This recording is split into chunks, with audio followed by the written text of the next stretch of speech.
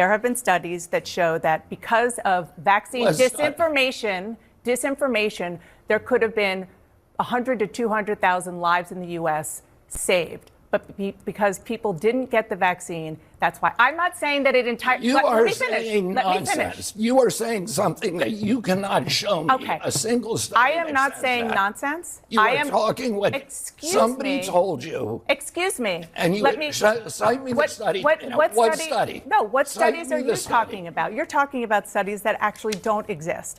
I'm arguing. Okay, do you want to talk about assertions that you can't support? I'll get there in a second. Let me just say, for the record, that I am not saying that the entire way that the COVID reaction was accurate. It was a scary time, and people made mistakes. Absolutely. You were scaring people.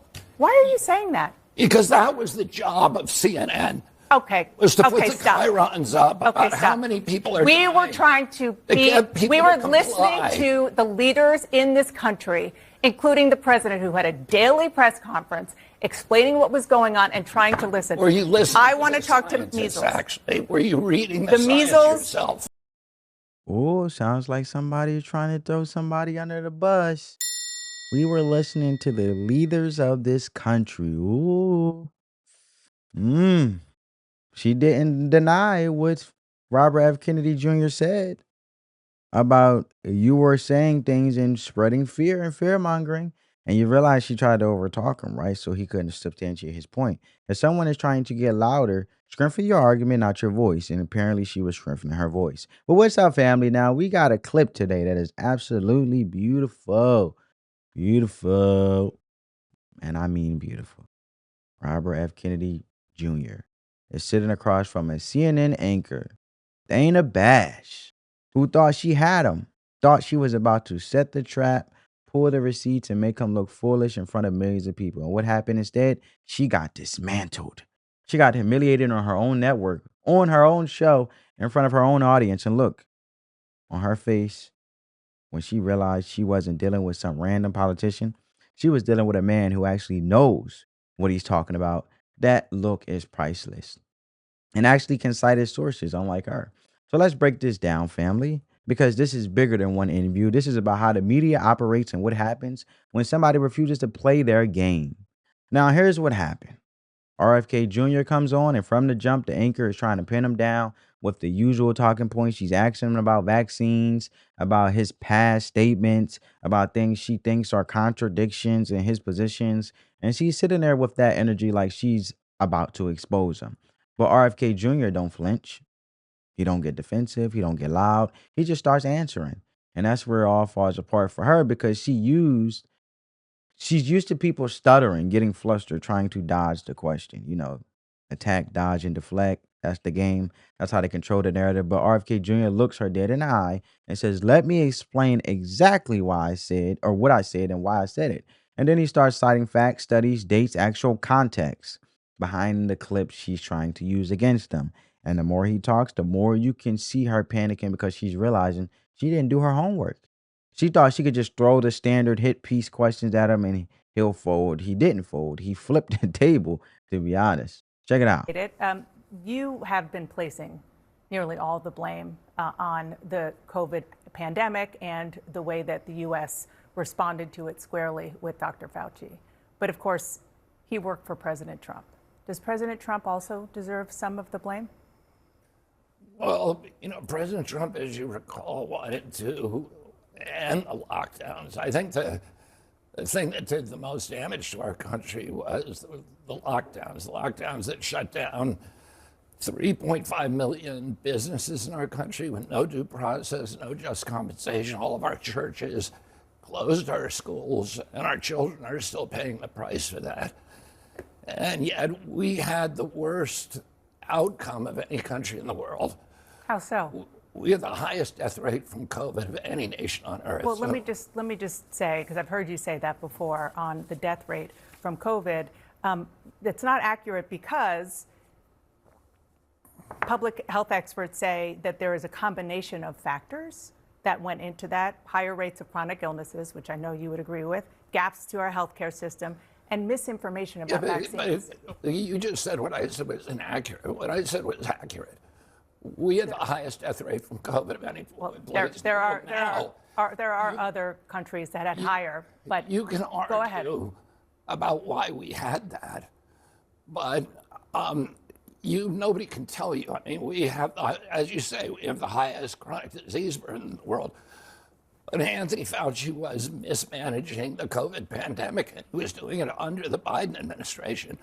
President Trump wanted to end the lockdowns. And in fact, in Anthony Fauci's diaries, he talks about how President Trump is calling him every day, trying to get him to reopen the country. Yeah, well, the lockdowns were done by governors. I mean, certainly Anthony Fauci and the president had opinions, but the lockdowns were done by governors, and largely because they were hearing from hospitals saying that their ICUs were overrun and they needed some help while that was happening. Well, that's not true. That's just not true. It is what true. You're saying is not true. No, they were doing it because Anthony Fauci was telling them from the top, you need to lock down. There were ICUs that were empty all over the country, including in New York at the height. I'm asking you, I'm going to go back to what I asked you at the beginning, which is President Trump. And he was the guy in charge. And you tweeted back in 2024 that he let bureaucrats like Anthony Fauci shut down the entire country. Again, the president was in charge. The president was trying to reopen the country when he left. The country was kept closed for another year, almost a year and a half after that. Let's talk about how to prevent the next pandemic, because there's a lot of litigating and relitigating that I don't think is really helpful to do with regard to COVID. And the question is about so-called gain of function, which for people who aren't entirely clear about it, it is a highly risky research process that includes manipulating a virus to study how it behaves as it evolves. Now, what scientists say is that although it's controversial, it's necessary to prepare for the next pandemic, to get ahead of it, to figure out what these viruses can do. You want to end this gain of function research. Some scientists say, isn't it better just to put better guardrails around it? People have been trying to put guardrails around it for generations, and it hasn't worked. And clearly, COVID-19 pandemic and many other global pandemics that we have come from gain of function research. The RSV epidemic that we have, that is the biggest killer of kids in this country today, came from these kind of experiments. The Lyme disease almost certainly came from this kind of research. So, and the scientists who you say are experts are making the argument that this is necessary for pandemic response. Cannot point to one instance in history where research that came out of this kind of experimentation has actually provided us something beneficial. So how do you prepare then? How do you prepare for the next pandemic? I mean, that's literally part of your job now, because experts think it's going to happen within the next 10 years again. Yeah, I mean, I think we did virtually everything wrong the last time. So what about now? The principal thing that we need to do is we need to listen to what's happening to doctors on the ground. There are 15 million frontline physicians around the world. They're mainly now connected through the internet. We can tell on the front lines what's working and what's not. If we had listened to those doctors during the COVID pandemic, we would have saved potentially millions of lives. There were therapeutics out there that were working. There were doctors that were having no deaths from COVID and treating, in some cases, thousands of patients. And we weren't listening to them. Instead, we were doing the opposite. We were shutting them down. And then, Dana, the other thing that I would say is that we need to protect our constitutional rights. That is the primary obligation of our country. What does that mean? Well, during COVID, we completely dismantled our constitutional rights. We began censoring people in violation of the First Amendment. But you're saying what not to do. I'm asking what to do. But I want to talk about. Well, that's something to do. That is the number one priority. We protect the Constitution. The Constitution was written. Forgive me, but you're talking about rights, and I'm asking about a potential public health crisis. that is coming. But I do want to And one of the mistakes we made in the last time was suppressing those rights so people weren't being heard. The doctors who were saying you're doing it wrong were being marginalized and vilified. Yeah, And because again, I really want to move on, but Oh, she want to move on for the simple fact that she don't want to listen, because he's basically saying the rights in regards to the Constitution, with all due respect, we have.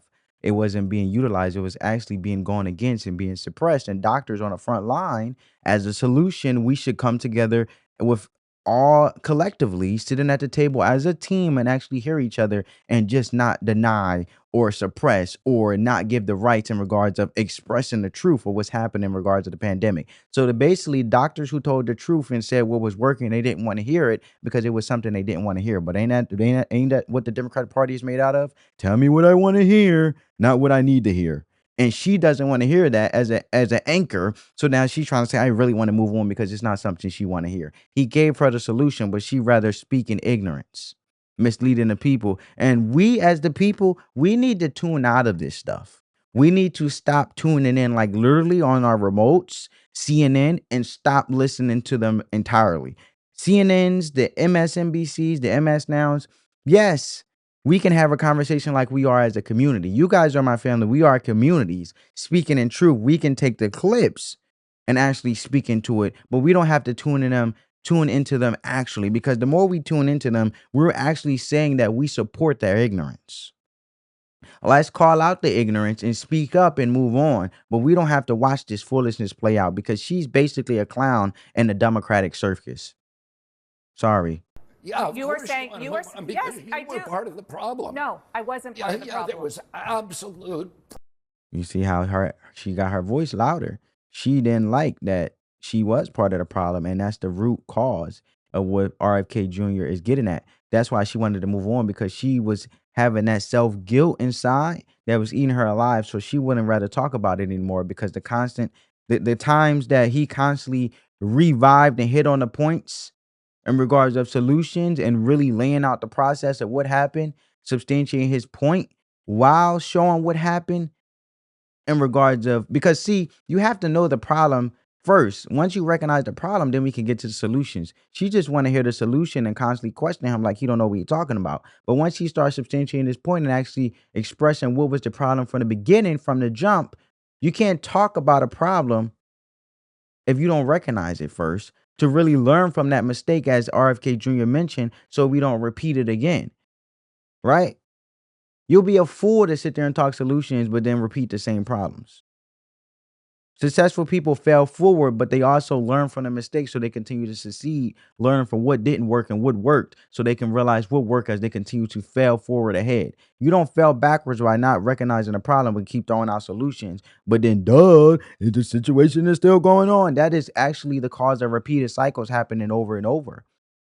Look at it in your relationships. How many times have you know the problem, or the problem is recognized or is being exposed in different forms with the same problem? Let's say, for example, your girlfriend or your boyfriend family or your spouse. Y'all are basically having a hard time to be on the same page. Well, the same problems in different forms, where you may be saying, hey, honey, I want to go here. Or she may be saying, hey, I want to go here. Right? Y'all both may want to go to different places, but y'all don't have a system that works for y'all to clearly understand and be on the same page on how to process it to prevent the clashing of differences, right? Common ground, right? Understandings. A lot of people say compromise. I don't like compromise. That means destroy.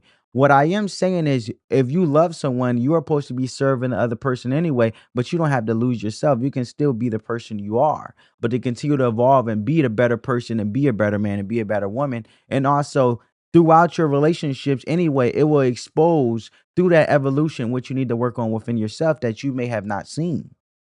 So what I'm saying is, using an example, if y'all may have want to go to different places at the same time, you can agree, okay, how about this time on this weekend, every other weekend, one weekend we'll do where you want to go, and the next weekend we'll do where I want to go. But the problem is, if it constantly just be talking about, oh, we need a solution. I'm so sick of every time I want to go somewhere, you want to go a different place. Well, the problem is, that you guys aren't coming to a clear understanding to agree to anything to be on the same page to prevent, but actually get a more better understanding to be on the same team. So now you guys are going back and forth and attacking each other like the problem instead of being together attacking the problem. But you have to recognize the problem. And that's what RFK Jr. is basically saying. And she basically wanted to move on. And the simple fact is because she is part of the problem. Press malpractice. You weren't allowing your Mr. job. Secretary, Your job is a fierce skepticism toward authority. She's trying to little boy him. Mr. Secretary, your job. Now you want to tell him his job when he's explaining to you and basically, obviously, utilizing and showing you the qualities of why he was qualified for the job in the first place based on merit, because you just don't want to hear it, but he's doing his job and also showing you in real time by not no scripture, not no script, not no teleprompter. He is able to beautifully articulate himself in doing his job, and you don't have respect for his job because it exposes who you truly are. That's a you problem, not his job issues, not an issue with his job, not an issue with RFK Jr. at all. And Yes, you weren't I doing am. that. You I were am. beating up My on job is people who were also dissenting. no. Okay, are you want to sit here and attack me, or do you want to have conversations sitting about here and public health? attacking me. I'm not attacking you. I'm asking questions about how to And prevent let me the next ask the pandemic. question, and I'll tell you. That's what I'm trying to do. But I And that's the problem. She's not trying to do. You either do it or you don't. The problem is she's too busy attacking him that she doesn't want to hear his answer to the question. Because the simple fact is, if you weren't attacking him, you would let him answer the question.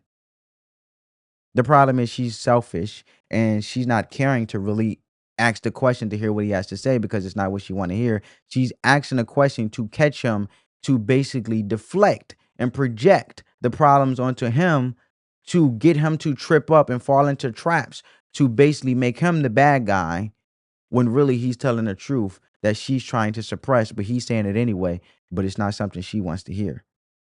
also don't want to use this interview to allow you to say things that aren't entirely true. You're talking about therapeutics, fine. It is also factually true that the COVID vaccine worked.